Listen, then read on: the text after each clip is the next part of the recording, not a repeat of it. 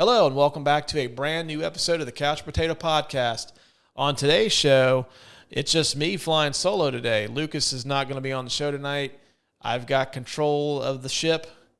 We'll see how this goes. I either fly to the promised land of podcast prosperity, or I crash and burn and I end up on a desert island with a tennis ball, a volleyball, whatever, like Tom Hanks did in Castaway.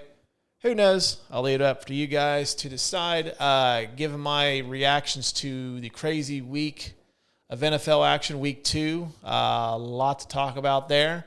Going to give my thoughts on what I thought were the big stories of the week.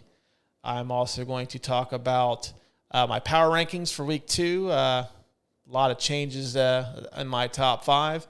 And I'm also going to let you guys and gals know what I think are the 2 games that you need to watch for week 3. So, after the guitar riff, I give to you the Couch Brotato Podcast. Hello and welcome back to another episode of the Couch Brotato Podcast. I'm Russ. I'm manning the ship on my own this evening.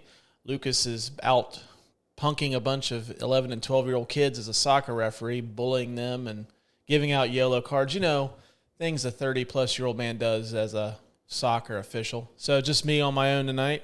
I hope you guys and gals listening are on your way to a very awesome weekend coming up. I know the missus and I have big plans. We're hitting up the Louder Than Life Music Festival in Louisville, Kentucky this weekend. Going to cross off a few bands off the old must-see bucket list, including 9 Inch Nails, Tenacious D, and Kiss, who I have never seen before, so I'm super excited about that. A lot of great bands. Red Hot Chili Peppers are performing on Sunday night. Alice in Chains will be there. Rob Zombie, Lamb of God, Slipknot. Tons of good stuff. If you're a fan of hard rock and metal, I highly recommend checking it out. The Danny Wimmer folks, they put on all kinds of festivals across the United States. They do Welcome to Rockville. They do Aftershock. They do Louder Than Life. They do Bourbon and Beyond, which I had the pleasure of checking out last weekend. I got to see Pearl Jam, another bucket list band I got to cross off the old list, so that was pretty awesome. But, I don't really have a point of reference in terms of the other festivals like Coachella, Bonnaroo, Riot Fest, Lollapalooza, all the great music festivals across the country. But I don't know if any of those promoters can really do it as well as Danny Wimmer. I mean, what I really like about those guys is they seem to listen to their fans, and they kind of make adjustments on the fly based on that feedback. They're always super heavy on social media. You can follow them on Facebook, Twitter, Instagram. You got complaints, they hear enough of them, they make sure that they take care of it, so it's not an issue for the rest of the weekend. So pretty awesome folks down there. I think tickets are still available. I'm just going to be a shill for them on this episode. Go check them out.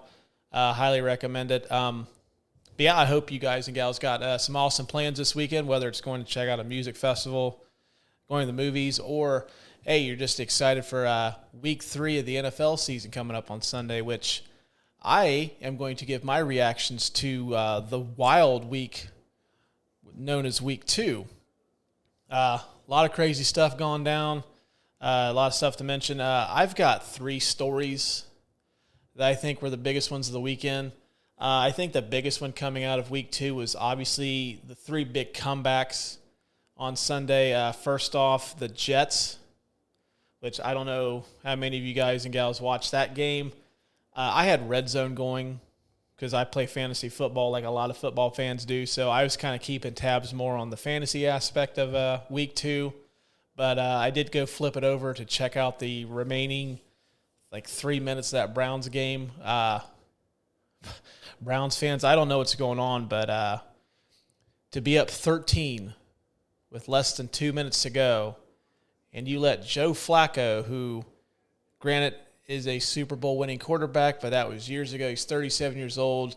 Let's not kid ourselves and think that the Jets are a playoff contender this year.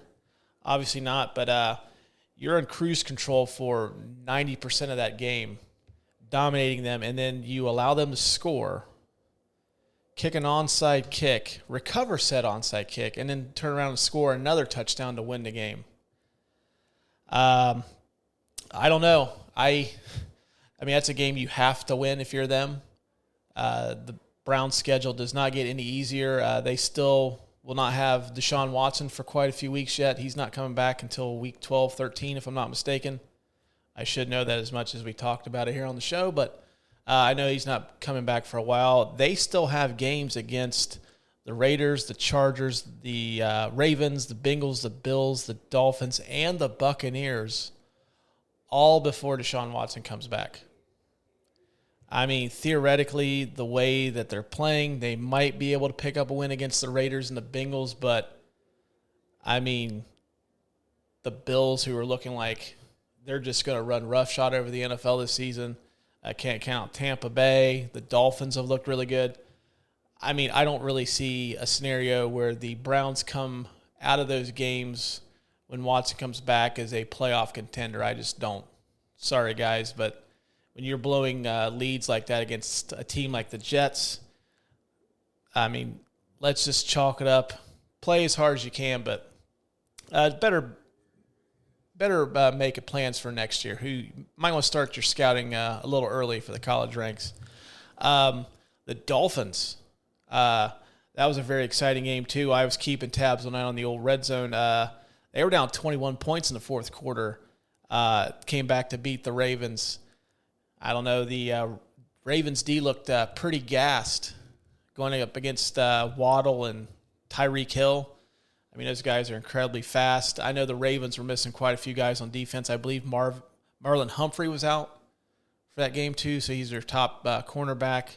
That's obviously going to hurt. But Tua comes out of this game. That's easily the best game Tua's had as a professional. Easily the best game. He looked like a legit NFL quarterback. And it looks like the Mike McDaniel system might be paying dividends. The Dolphins looked scary on Sunday. I mean, I don't know about you guys. I mean, that AFC is still pretty loaded. But the Dolphins are scared. That's going to be a team to watch out for. They can make some waves. I mean, they're obviously, just from looking, I know we're still in the week 2, but I think they're easily the second best team in the East. So watch out, guys. The Dolphins could be making some waves come late December. The third comeback was the Raiders. Were up 20 going into the half. Kyler Murray looked like absolute shit. Cardinals, they lost James Conner, starting running back. They were already without Hopkins. Rondale Moore was out. Didn't look like they were going to pull out a W, and then the Raiders just blew it. They only had the ball, I think, 4 possessions in the second half and let the Cardinals come back and beat them. Still pretty baffled by that, considering you have an offense that has Josh Jacobs, you have Hunter Renfrow, you have Darren Waller, and you've got Devontae Adams, who is one of the big, not just for the Raiders, but just in the NFL in general, one of the big acquisitions of the offseason. And they held him to, I believe, 4 catches for, I got to look up the stats here, but I know he didn't have a very good stat line, which he has not looked very good at all since he's come over.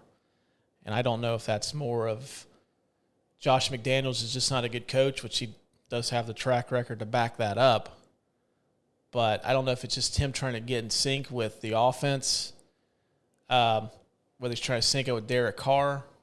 Now, I know he said that he had the pleasure of playing with 2 Hall of Fame quarterbacks. I am as big a fan of Derek Carr as anybody. I think he's a tremendous quarterback. I was actually hoping that the Raiders would have kept him in the offseason because I know his name was getting bandied about in trade talks.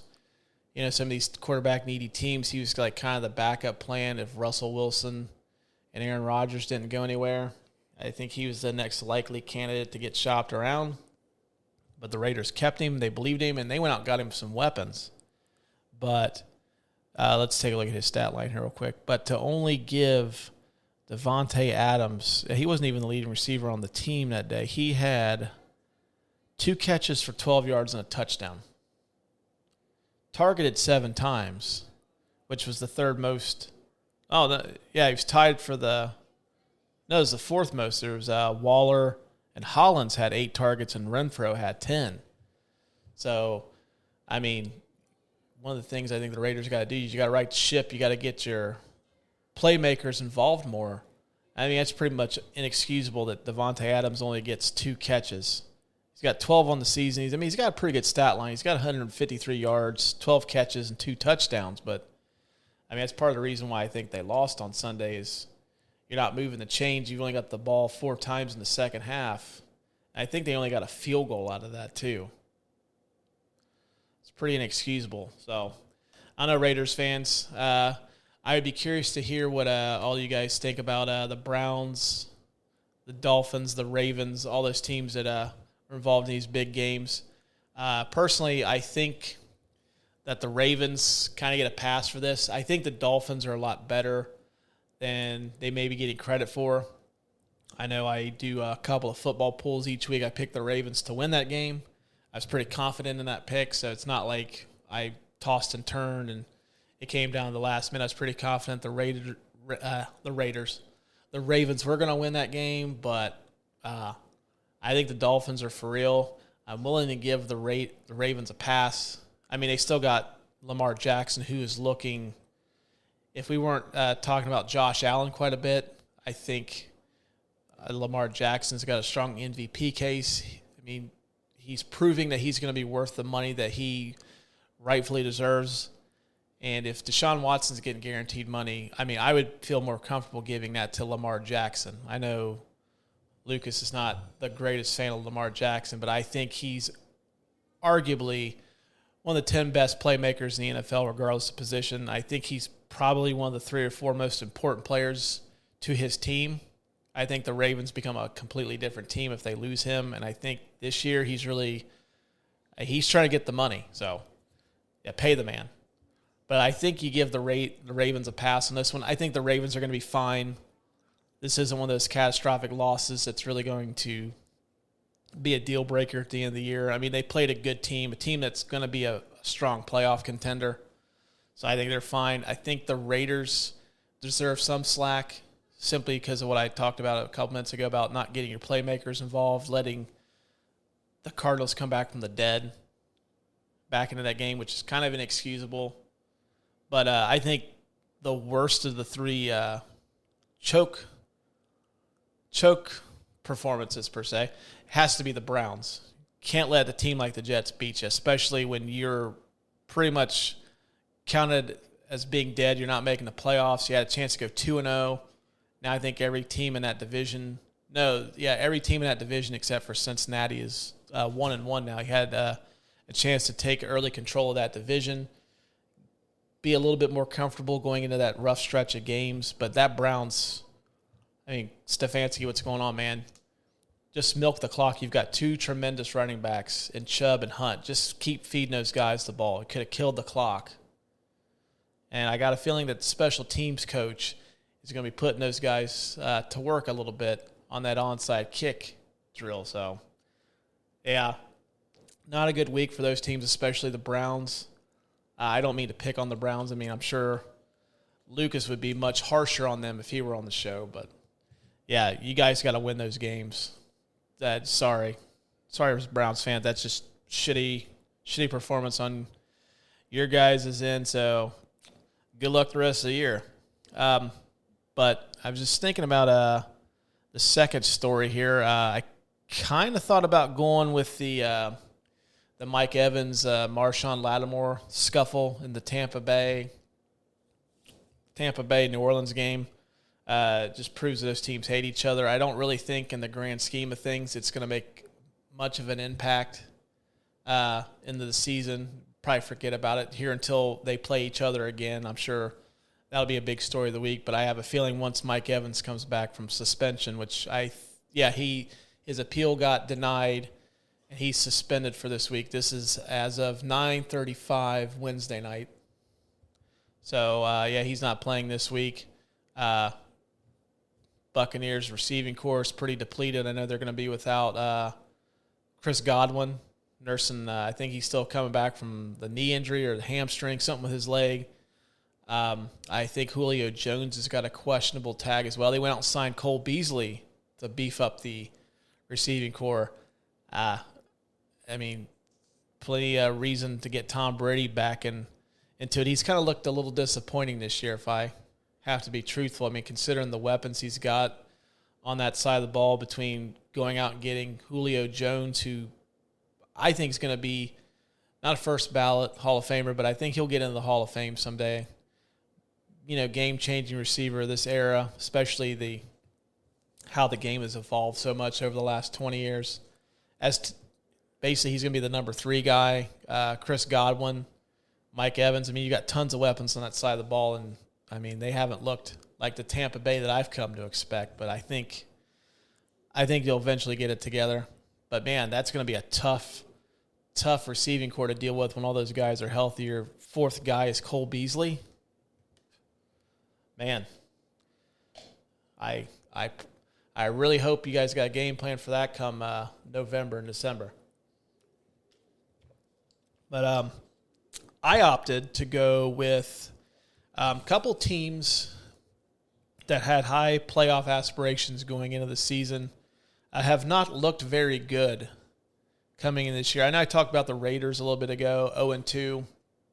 I think they still got time to right the ship, although playing in that AFC West is going to be much tougher for them. You dig yourself in too much more of a hole. You might as well just kiss the playoffs goodbye for them right now. But I think the most disappointing team in the NFL so far, at least these are the two for me. First off is the Indianapolis Colts.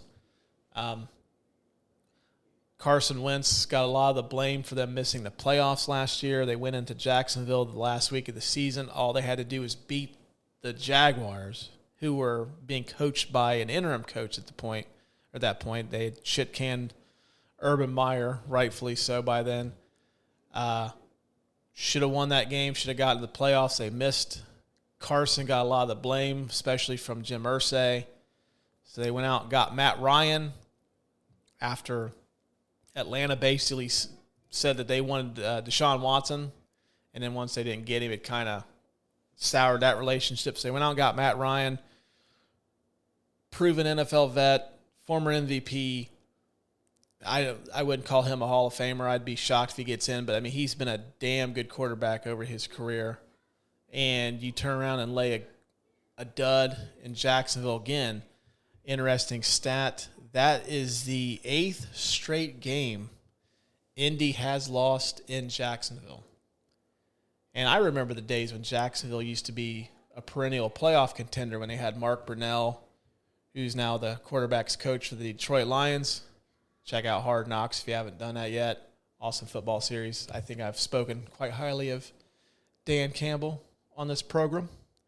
But 8th straight game, they've lost to the Jaguars in Jacksonville. Now, granted, they were without Michael Pittman, who is their top receiving threat. They were also without Adam Pierce, the rookie out of Cincinnati, who I think they've got big plans for this year.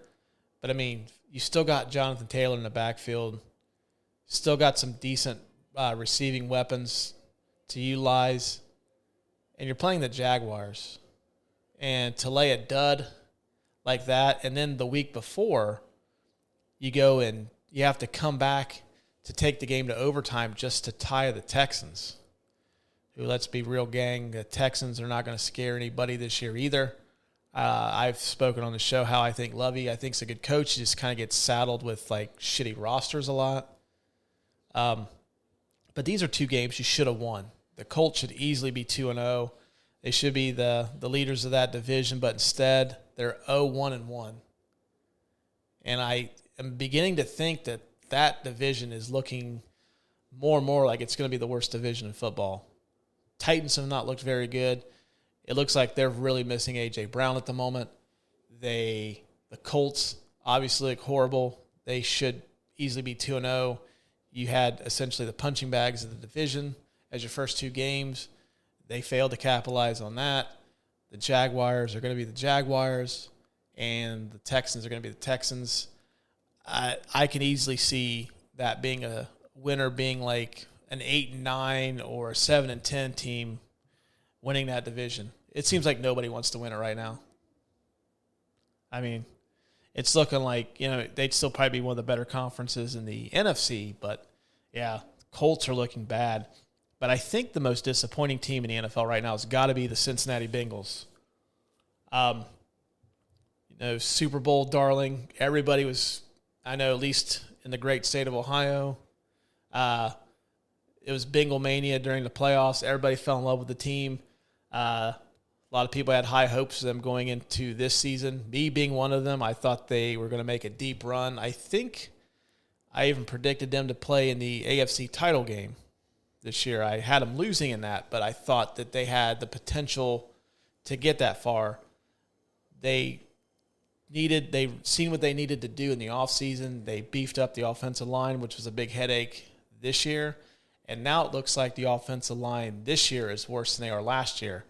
I didn't see the actual stat, but I know Burrow right now is on pace to get sacked more this year than he was last year. And this is with, $30 or $40 million tied up on free agent acquisitions along the line. Lines looked absolutely horrible. Granted, now they're going up against T.J. Watt, the reigning defensive player of the year. Then they had Micah Parsons to deal with this past week, rookie of the year. That dude is an absolute game wrecker. I get it. You got to plan for those guys, but Burrow getting sacked that many times, I think the stat, I looked it up here. My phone shut off on me, of course. Burrow has been sacked 13 times in 2 games. So the Cowboys got him for 6 in week 2. Steelers got him for 7 in week 1. That's another team. If they don't dig themselves out of this hole and they don't get out of the hole in a hurry, they're not making the playoffs. I think they benefited somewhat last year for having a much easier schedule than they are this year. I know they got some teams that are going to be a little bit tougher than last year. I think you can still right the ship because, the Steelers have not looked great. Defenses look solid. Offense, looks like it's been a slight improvement over Big Ben last year, but it's not a huge improvement. I thought for sure Trubisky was going to make that team much better simply because Ben had been shot for like 2 years and should have retired 2 years ago. And I thought he was going to be an instant upgrade. So we might be seeing Kenny Pickett behind center before long. But the Browns, obviously, they've got their own issues. I talked about that earlier. You still have a chance, but you keep losing these games. And, I think they still have the Dolphins coming up. I think they have I know they play the Bills towards the end of the year. I only know that because my son and I discussed going to that game, but he goes back to school that day after, and it's in Cincinnati, and it's going to be super cold on a Monday night, so opted not to go to that one. Plus, it's probably sold out. But, yeah, the Bengals, they have the Dolphins on their schedule. They have 2 games with the Ravens. They play the Saints. They get the Steelers again. They got the Chiefs again. They got the Buccaneers. They got the Bills. And they end the season with the Ravens. So a lot of tough teams. It's going to be quite the uphill battle for Cincinnati. I still think they can do it. But between their passing offense looking stagnant, I think the Bengals, if you look at their top 3 guys when all healthy, I think they've got the best 3 wide receiver starting set in the game. Higgins would probably be somebody's number 1 or at least a real strong number 2. Jamar Chase, out of this world rookie season. I think he's probably one of the 5 or 6 best receivers in the league right now.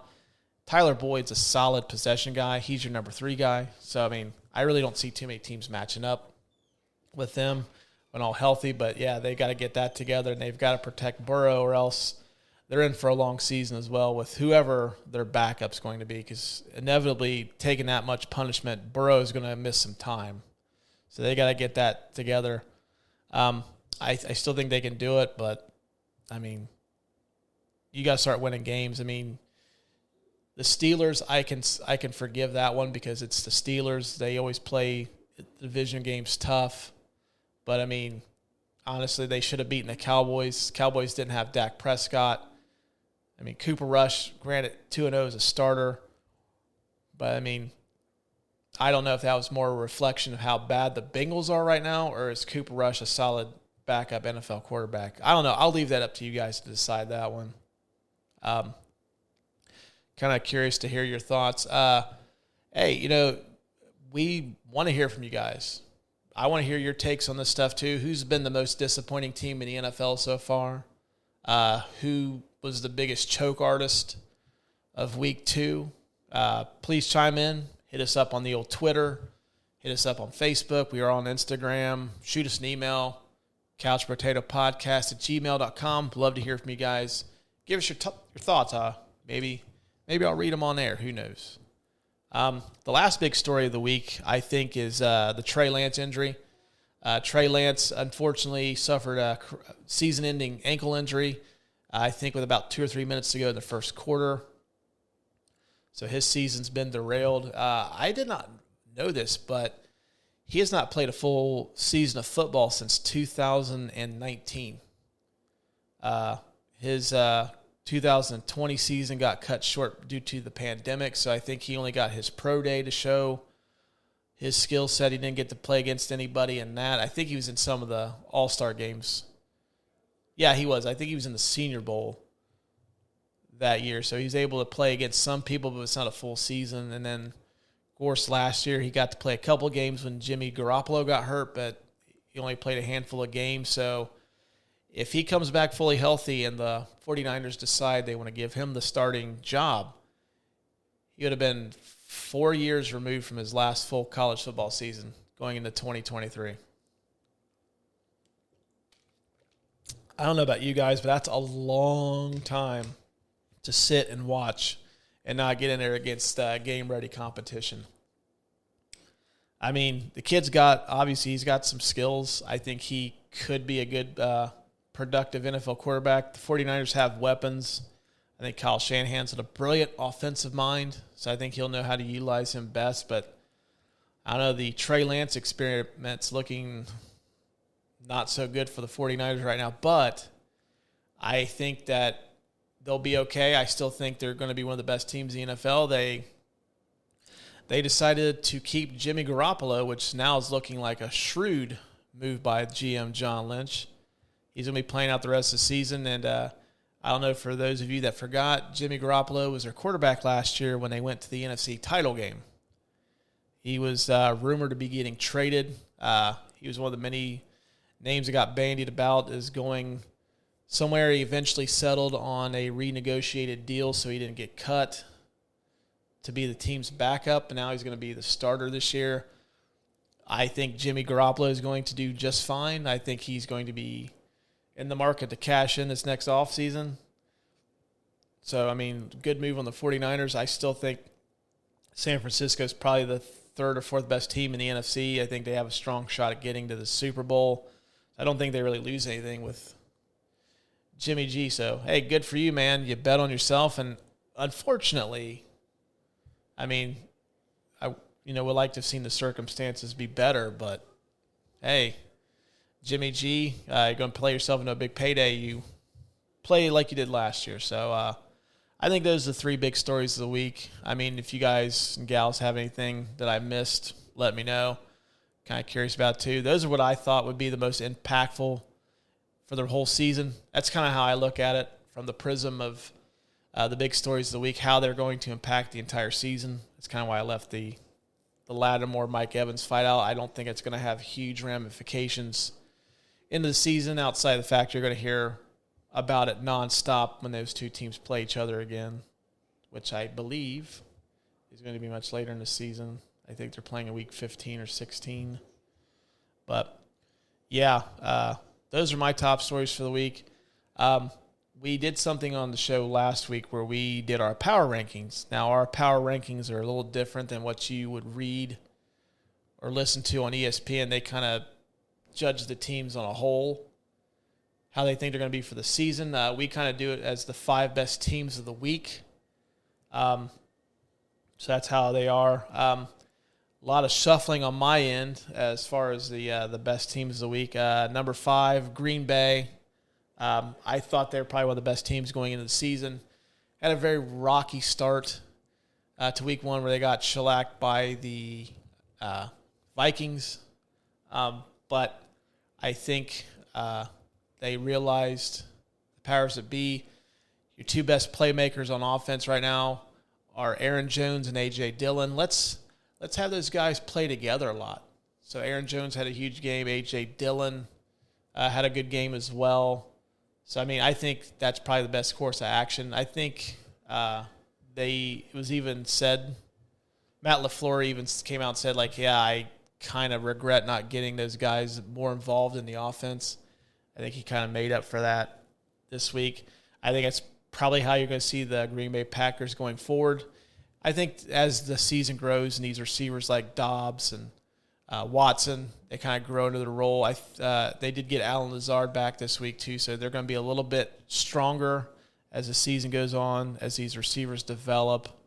But I got the Packers number 5. They look really good against a team that they obviously should have beaten anyways. But as we have found out early on in the season, a lot of teams aren't doing what they're supposed to do, take care of business against the teams that they should beat. So I got them at number 5. The Dolphins, I have at number 4. Tua's best game of the year, and his best game as a professional quarterback by far. I think we're really going to find out what they're made of next week. They go up against the Buffalo Bills. A fantastic matchup. I wish they could flex the games earlier in the season because I easily think that would be the Sunday night game of the week. But, yeah, they looked really good. Tua threw 6 touchdown passes on Sunday. Incredible performance against a team that's usually pretty good on the defensive side of the ball. But, yeah, that could change. I have them at number 4 this week. Number 3 is the Eagles. Kind of flown under the radar, no pun intended, but the Eagles have looked fantastic so far this year. I watched a lot of the Vikings and Eagles game on Monday night. I have quite a bit of my fantasy team invested in that game. I have Jalen Hurts as my quarterback. I used my number 1 overall pick on Justin Jefferson. So I had a lot of stake in that game, but the Eagles looked fantastic. Jalen Hurts looks like what he really needed was a reliable offensive passing threat, and they got that in A.J. Brown this year. I think with the Cowboys losing Dak, I think the Eagles have a legitimate shot to make a deep playoff run this year if that offense keeps clicking the way it does. Defense still pretty solid. I mean, I think Kirk Cousins just is not a very good Monday night quarterback. It seems like he always shits the bed on Monday night. So I could just chalk it up to he prefers to play on Sunday. As a matter of fact, they look so bad they dropped out of my top 5. They could have easily stayed up there if they would have had a solid performance. But yeah, the Eagles looked fantastic on Sunday. Clicking on all cylinders. They always had a good running game. They just never had really the passing game to go along with it. Jalen Hurts looks like he's finally taken the steps to be a top-notch NFL quarterback, which is scary for a lot of teams in the NFC. So got the Eagles at number 3. 2-1 remain unchanged. Chiefs still number 2. Wasn't the greatest game from Patrick Mahomes, but they took care of business. They beat a very good LA Chargers team. Could have easily went the other way. I think Justin Herbert made the slight mistake of going to a tight end who had just caught like a 40 or 50-yard pass and then went right back to him in a 2-minute drill, and I kind of paid for it. Because, I mean, you could tell Jared Everett was just completely gassed when he threw that ball because he made no effort to make that catch at all. But Chiefs at number 2, and, of course, number 1 is the Buffalo Bills. Still taking care of business. They beat up on the Tennessee Titans on Monday night, which I don't know. What do you guys think about the Monday night doubleheaders? I've only been accustomed to those at the beginning of the year. They always had it as the first game of the season. Sounds like we're going to have 3 this year. So it's kind of cool for football fans to get one less game on Sunday, but it means there's more on Monday night. I guess the only thing that kind of sucks is you kind of have to flip back and forth between the games a lot. But Buffalo steamrolling the Titans. They still look fantastic. They still look like right now the early season team to beat in the NFL. My Super Bowl pick so far is looking pretty good. Of course, we still got a lot of territory to cover. Still got a lot of games yet to be played. But, yeah, the Buffalo Bills are looking fantastic. Got a lot to be excited for up there in Buffalo. So that is my top 5 teams of the week. Since Lucas is not on the episode this week, and we're recording this a little later than usual, I usually record these on Tuesday night because I like to get all the NFL games in. We can kind of give our reactions based on the full week. Last night, I don't know if it was Mercury retrograde, which I don't know how that affects everybody in my house. It seems like all this weird shit starts happening, whether it's a full moon or what. I don't know, but had all kinds of issues. I'm getting phone calls right in the middle of recording. Damn cat pops up my window, starts clawing at my window last night when I was recording. And by the time I got settled in to do it, it was almost 11 o'clock. And I have a 9-to-5 gig that I still have to get up and go to every day. If you guys want to send me money so I can record these, if you like what you hear, that'd be awesome. Shoot me a private message. I'll send you I have a Venmo, I have a PayPal, Apple Pay, whatever you want. I even take checks too. So, want me to earn a living by doing this? By all means, send me your monies. I'm easily bought. I give you as much content as you want for the right price. But I decided, since we're recording this a little late, and it's just me tonight, kind of wanted to give the marquee games of week 3 coming up, which I looked at the schedule, and with the way some teams have been playing so far, the schedule's not as great as it could be, but there are 2 fantastic games to choose from. I think the best game of the week, or the most anticipated game of this week, has got to be the Buffalo-Miami matchup. I think this is the game where we find out whether Miami's for real. Josh Allen looks like the Buffalo Bills have just been a buzzsaw, just ripping through everybody. Looks like they're not afraid of anybody. And it's going to make the AFC East very interesting. I think it's going to be a very fun game. If Miami plays on offense like they did last week, it's going to be an absolute shootout. That game is actually a 1 o'clock game on CBS. So a lot of you guys and the gals in the Miami and Buffalo area should get this. Unfortunately, I'll probably be saddled with the Jets and the Bengals because I live in the Ohio area. So I get to suffer through that game.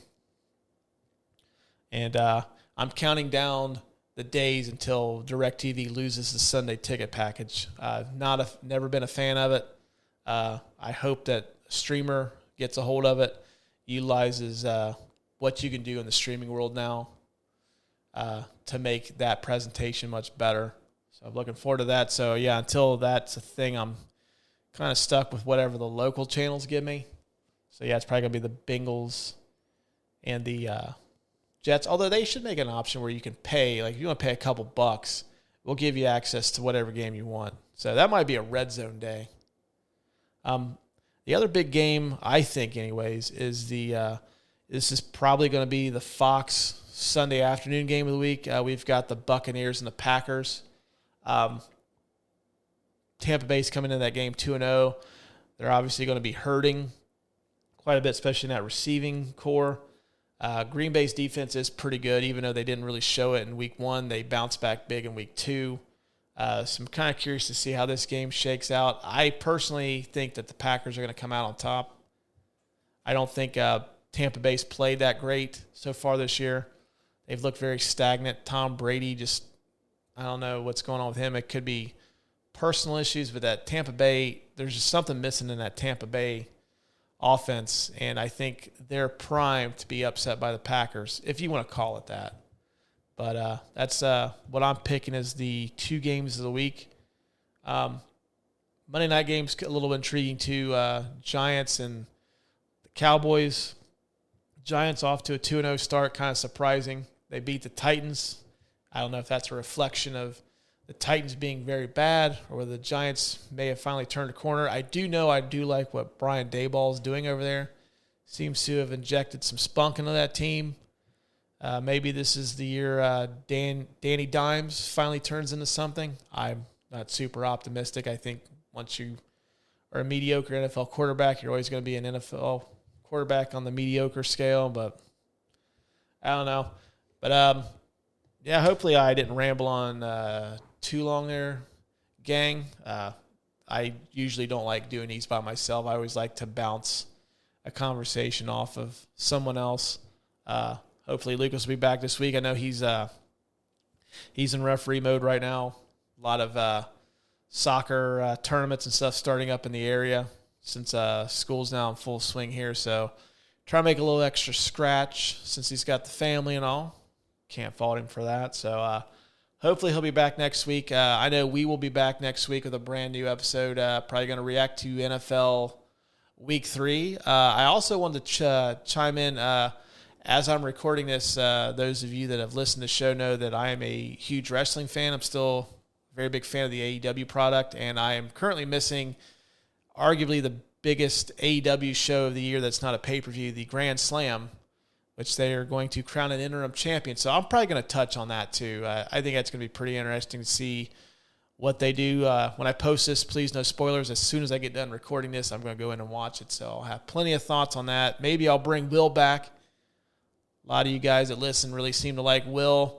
He enjoyed being on the show as well, so maybe we'll bring him back to talk about it too, because I know he's been texting me a little bit about what's going on. I have to tell him, like, listen, dude, you're going to have to wait, man. I'll be ready to talk about it in the morning. So, yeah, it'll be fun. Appreciate you guys for stopping by and listening to me ramble on for 40 minutes. So do appreciate it each and every week. So until next week, I'll talk to you guys later. And that will do it for today's episode. We hope you guys and gals enjoyed what you heard. Be sure to follow the show on Facebook, Instagram, or Twitter to get all the latest show updates. If you did like what you heard today, please leave us a 5-star review on Apple or Spotify. We drop episodes each and every Tuesday, so be sure to subscribe so you don't miss out on a single episode of the Couch Brotato Podcast. So until next Tuesday, we will talk to you guys later.